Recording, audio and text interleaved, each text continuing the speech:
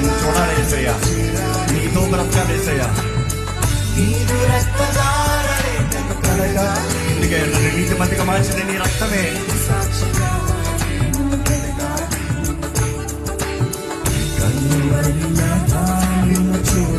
చూడాలి హల్లెలూయా పాట